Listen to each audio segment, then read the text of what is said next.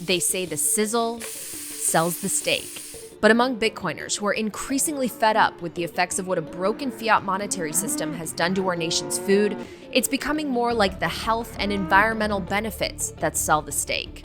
It's not a good picture for unless our country makes some serious changes. Dr. Brooke Miller is a physician with a background in family medicine.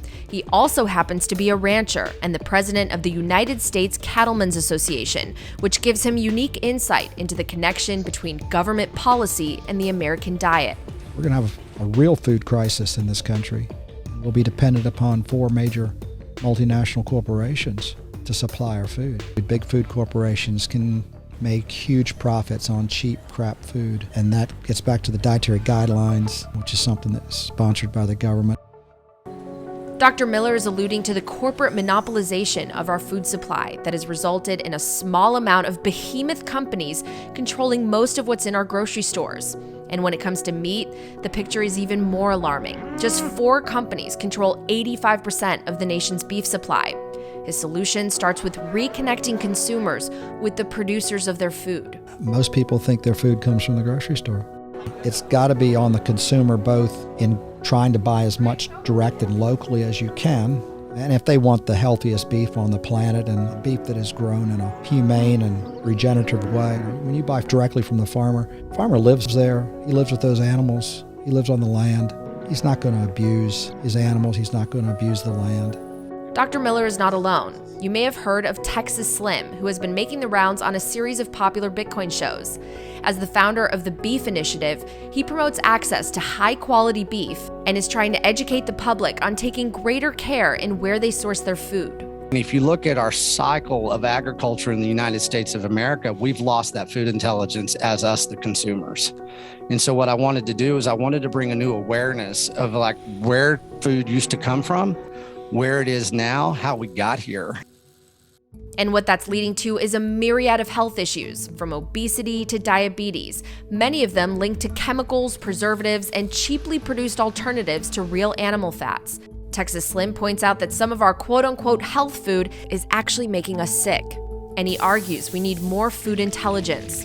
I always tell people about the cholesterol lie, the fat-free lie, the seed oil lie. And if you look at how we introduced fake commodities into our food system in the early 70s, whenever we lost the value of the dollar, went off the gold standard, well, you can look at our health as well. And you can do a correlation, and it's basically the same chart. Our failing health is the same as the failing dollar.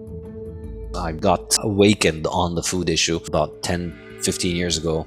I improved my health massively by simply realizing, just because something is in a supermarket, it doesn't mean you have to eat it. Dr. Seyfuddin Ammous, who holds a PhD in sustainable development, says his health was transformed by switching to a meat-based so-called carnivore diet. He devotes an entire section of his book, The Fiat Standard, to explaining the effects of the fiat system on our physical health. He points out the 5 biggest issues in today's food, created through fiat corrupting the incentive system in food production. They are polyunsaturated and hydrogenated vegetable and seed oils, processed corn, soy, low-fat foods, and refined flours and sugars. You can connect the dots and you can see how much money and effort and subsidies and government policies have gone into promoting those foods. So on the one hand, you have the dietary guidelines, basically telling people to eat all of the stuff that has low price elasticity, the stuff that involves a lot of industry. And so therefore, when there's inflation, that stuff's price doesn't rise. So corn, soy, sugar, flour, and I think perhaps the most pernicious is seed oils, which are absolutely devastating, and they've just been normalized as food. Why does a carnivore diet work? Why does a low-carb diet work? Because it lowers your inflammation. And how does it do that? It lowers your dependence on insulin. Studies show Americans exercise more than any other country and have more access to health care, yet we have rampant obesity and diabetes epidemics raging in the U.S., affecting the young and old alike. The result has been an explosion of medications to mitigate these and many other health conditions that were once rare. Some Bitcoiners argue big pharma profit margins are also benefiting from the corruption of our food. canola oil and all of these things, they're industrial waste that they've managed to make slightly less poisonous so that they don't kill you straight away when you eat it. It kills you slowly and then allows you to generate a lot of profits for the medical industrial complex, which is another huge Fiat issue. Big food's there to cause the problem, big pharma's there to give you the cure. But the real cure could very well be connected to our system of economic value and a reordering of incentives through fixing the money.